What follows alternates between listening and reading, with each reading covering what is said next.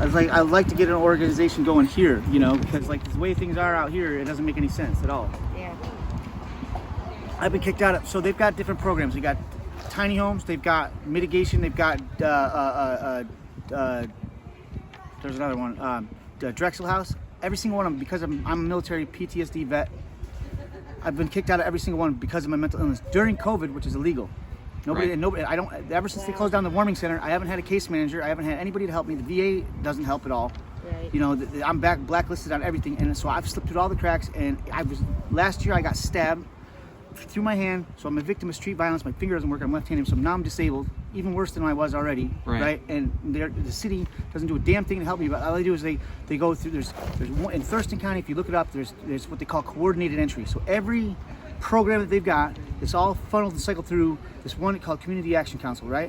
And the problem is there's not enough case management at all. Like people don't know, like, you know, like I haven't gotten the disaster cash relief at all yet. Why? Because every time I fall asleep, somebody peels my phone. Yeah. You know what I'm saying? So I can't call them and wait on hold for 2 hours to get it hold. You know what I mean? Right. They have this one place called Sidewalk. It's a house with 3 computers and 3 case managers that are volunteers that don't know what the fuck they're doing. You know what I'm saying? And I've been on the rapid rehousing master list for 1.5 years. It's like, you know, like like there's you get on the list and then you wait and then there's nothing. You know what I'm saying? And with all this commercial property downtown just being for lease. You know what I'm saying? Like the problem is like, okay, so people thought that mitigation was a site where you go and temporarily be there, and then that was a stepping stone to move into some other type of housing. But the truth of the matter is there is no other housing. In Thurston County, the amount of affordable housing went from 54% to like 47% in the last 2 years. Would you say it's a fad? What's a what? It's a fad. It's like a facade. Tiny, it's fake. Oh, almost. Say what's fake?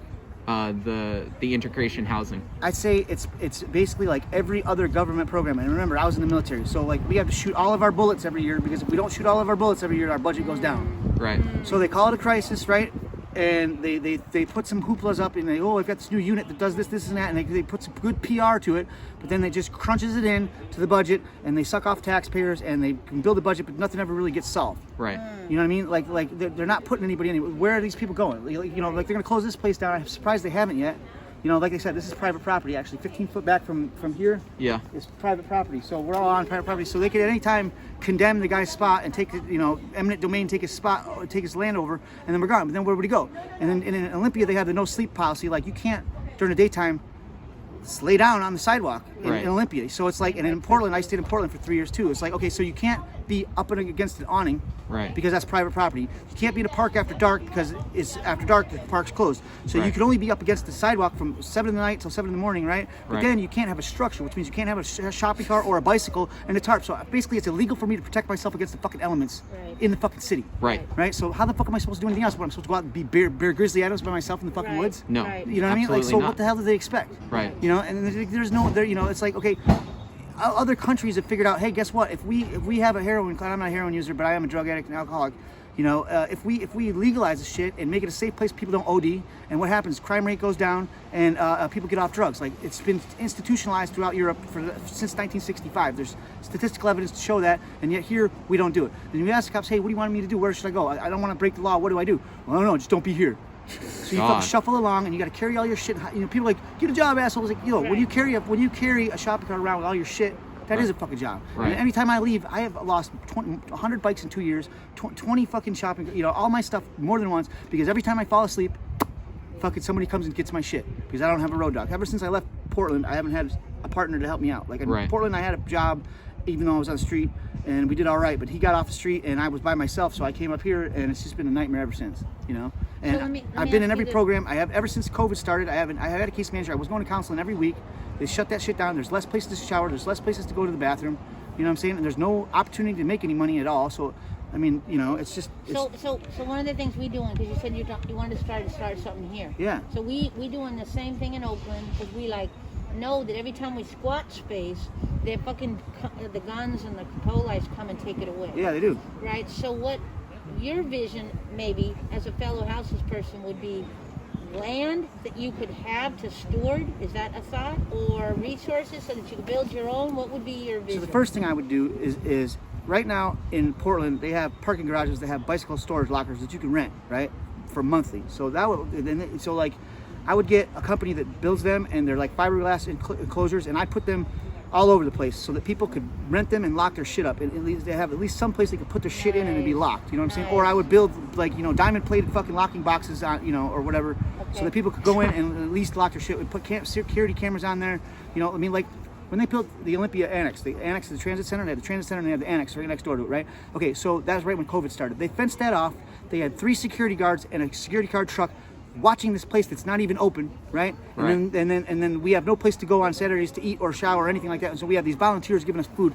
You know, so I was going to do a meme. It's like, you know, these guys do everything for free. These guys get paid to do nothing. Right. You know what I'm saying? It's like, what is this building for if we can't even use it? They got 24 bike lockers right there. You can't even use them because whatever. You know what I'm saying? Right. So the first thing I was doing, I was and they said it, and if you read the literature in Olympia, they talk about having a safe place to put your shit. They've not done any of that. There's no place to put none of your stuff. So you can't go and get a job. You can't go do nothing because you got to maintain your shit all the time. Right. So now, granted, everybody out here is a fucking hoarder. Right. But I mean, like, you know, I would be, and there's no place to shower. The senior center's got a fucking shower in it. Fucking the warming center had showers in it. The YMCA had showers in it. None of these are open anymore. Right. Well, there's the same amount of homeless people. So what are you going to do with less facilities? Right. And you're talking about a viral pandemic where you're talking about infections and infectious vectors of disease. It's like, okay, then we, you know, they put up 3 hand washing stations. Like, come on, you know, like, really? Yeah. You know, they closed down all the clinics. I mean, it's been worse for us than any other group of people. You know, everybody gets disaster cash relief, whatever, if you can get it, if you can get on the phone to get it. You know what I'm saying? Like, you can't even do your taxes. You can't do nothing out here. It's like, I will say this, Olympia's nice enough to bring us fucking food, but it keeps us stuck. Right. At the same time, you know, when you bring people food and they get used to being here and they don't do nothing else, then, you know, I mean, there's no aim to get off anything. So everybody here is basically a heroin addict and stuck, you know. And me, I'm losing my mind because like I'm a fucking speed user and I can't boost enough shit to maintain my habit anymore. So it's like I'm fucking done, you know. I'm going back to drinking, which puts me in fucking jail, and I don't want to. But you know, what else am I gonna do? I can't get out. I've been on the housing list for a year and a half. I'm on 16 out of 17 on the vulnerability index list. I mean, I'm a veteran. I mean, I've been victim of street violence. Every fucking category that you could think of that would put me higher up on a list to get me somewhere has failed. Thank you, man. You know, and I'm one of the guys. I used to be one of the guys, people this. out here that was like, you know, I used to have my shit together a year ago. So Yeah. I'd be the one running around helping everybody else out. But now my shit's falling apart, and I don't even have any energy anymore. I think I'm fucking dying. You know, and I just don't want to die out here. You know. And You got anyone you want to outreach? You know, anyone you want to call? You know, shout out in the video. Yeah, those that Let are them struggling know. worse than me. I hope that they fucking find peace in God and that their day gets better. Than I hope it gets better, man. I know it will someday. It has to. Well, thank you, Skater Dave. Yeah. Thank you. Honestly, it's been a pleasure. You know, you've been the most informative out of most I read of the interviews. newspaper. I mean, I Yeah. read all this stuff, man. You know. Yeah. Works in Progress is a newspaper that it's a Could you social- tell me about your occupation before this then? I've been a manager of Pizza Hut. I've been a manager of Circle K. I've been I worked in dogs for 5 years professionally. So I worked for professional poodle handlers. I was in the military. I was a Huey crew chief, so I shot the machine guns out of the You back were of a a helicopter. Huey crew chief? Yeah, I mean, I've done all kinds of shit, man. I was fucking Holy shit hot back shit. in the day. I used to be the man 20 years ago, you know? Fuck yeah. Jesus, Huey. Yeah, man. Second in my class, too. Fucking Yeah. 289 PFT, fucking hell yeah. I fucking kick ass. I Damn. used to. I was, my dad was an English teacher. I majored in chemistry in fucking college. I mean, you know, I majored in business. I've had 2 of my own businesses. I mean, you know. Yeah. And now Fuck, I man. can't even fucking make an appointment.